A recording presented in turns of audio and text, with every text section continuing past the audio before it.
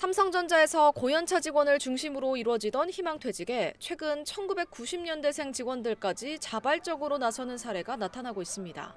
스마트폰과 TV, 가전 등 완제품 사업의 실적 부진과 함께 수억 원대 희망퇴직 보상이 영향을 미친 걸로 풀이됩니다.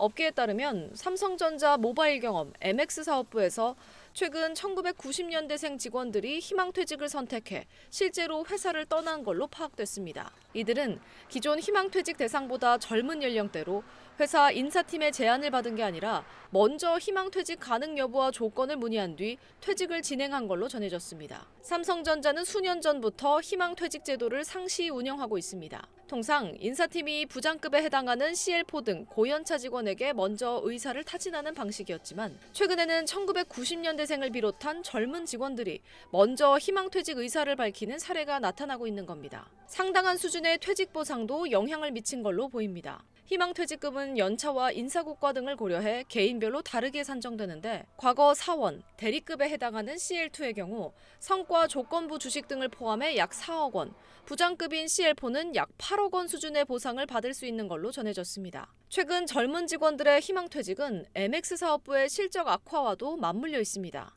갤럭시 스마트폰을 앞세워 삼성전자 완제품 사업의 실적을 떠받쳐온 MX 네트워크 사업부는 올해 2분기 매출 33조 2천억 원, 영업손실 7천억 원을 기록했습니다. 갤럭시 S26과 A 시리즈 판매는 견조했지만 메모리 등 부품 가격이 오르면서 원가 부담이 크게 늘어난 영향입니다. MX뿐 아니라 TV와 가전도 부진하면서 스마트폰과 가전 등 완제품 사업을 담당하는 DX 부문 전체도 8천억 원의 영업손실을 기록했습니다. DX 부문이 분기 적자를 기록한 건 부문 출범 이후 처음입니다. 반도체 부문과의 보상 격차에 대한 다른 부문 직원들 불만도 이어지는 상황입니다. 지난 5월 노사 임금 협상으로 반도체, DS 부문에만 특별 경영 성과급이 신설되면서 노태문 DX 부문장이 직접 직원들이 소외감과 박탈감을 느꼈을 것이라며 달래기에 나서기도 했습니다.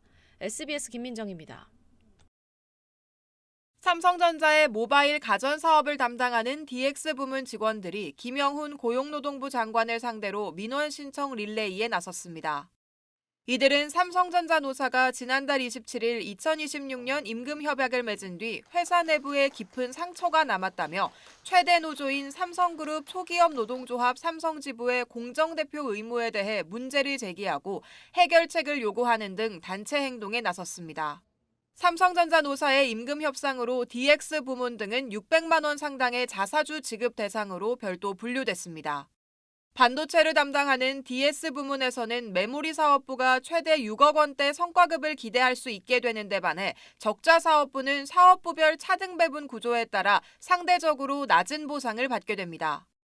이에 DX 부문 직원들로 구성된 삼성전자 직원 권리회복 법률대응연대 대표자인 손모 씨는 최근 삼성전자 소수노동자는 누구에게 보호받아야 합니까? 라는 제목의 공개 질의서를 고용노동부에 접수했습니다. 이번 공개 질의에선 교섭대표 노조제도와 소수노동자 보호, 노조 내부 민주주의 등 제도적인 문제를 지적하면서 노동부에 답변을 요청했습니다. 손 씨는 DX 부문이 임금 협상에서 소외되고 반도체 사업을 담당하는 DS 부문 사업부 내에서도 보상 격차가 벌어진 상황을 문제 삼았습니다. 손 씨는 수십 년간 삼성전자의 이름을 전 세계에 알려온 DX 부문 직원들은 회사와 노조, 정부의 무관심 속에서 사양산업이라는 이름 아래 좌절하고 있다며 미래를 책임질 반도체 부문에서는 후배가 선배를 조롱하며 퇴사를 종용하는 일까지 벌어지고 있다고 주장했습니다. 그러면서 이번 임금 협상으로 많은 직원들에게 남은 건 돈을 못 번다는 낙인, 대우받을 가치가 없다는 패배자의 낙인뿐이라고 덧붙였습니다. 공개 질의서에는 교섭대표 노조가 소수 노조를 사실상 배제하는 상황을 막을 방법은 없는지를 포함한 총 8개의 질문이 담겼습니다. 이런 내용의 민원 신청은 DX 부문 직원들 사이에서 단체 행동으로 확산하고 있습니다. 이들은 동일한 문제의식을 갖고 있어 답변을 요청드린다며 고용노동부 홈페이지에 민원 접수 릴레이 인증을 이어가고 있습니다. 고용노동부 홈페이지를 통해 접수된 질의 민원의 경우 단순 질의는 접수일로부터 7일, 법령 질의는 14일 이내에 답변해야 합니다. SBS 정다은입니다. 비반도체 부문인 삼성전자 DX 노동조합이 직원 1명당 2억 7천만 원 상당의 자사주 1000주 수준 보상을 요구하며 내일 대규모 집회에 나섭니다. 노조 요구가 현실화할 경우 삼성전자가 부담해야 할 금액은 11조 원을 웃돌 걸로 추산됩니다. 삼성전자 DX 부문을 중심으로 한 노동조합 동행은 내일 오후 3시부터 서울 삼성전자 서초사옥 인근에서 집회를 열 예정입니다. 노조 측은 약 3천 명이 참석할 걸로 예상하고 있습니다. 이번 집회의 핵심은 반도체 사업을 담당하는 DS 부문과의 보상 격차입니다. 앞서 삼성전자 노사는 지난 5월 임금 협상을 타결하면서 DX 부문 직원에게 1인당 600만 원 상당의 자사주를 지급하기로 합의했습니다. 이에 따라 지난달 직원 4만 9천여 명에게 모두 108만여 주, 당시 종가 기준 약 3,445억 원 규모의 자사주가 지급됐습니다. 하지만 동행노조는 이 합의를 전면 백지화하고 다시 교섭해야 한다고 주장하고 있습니다.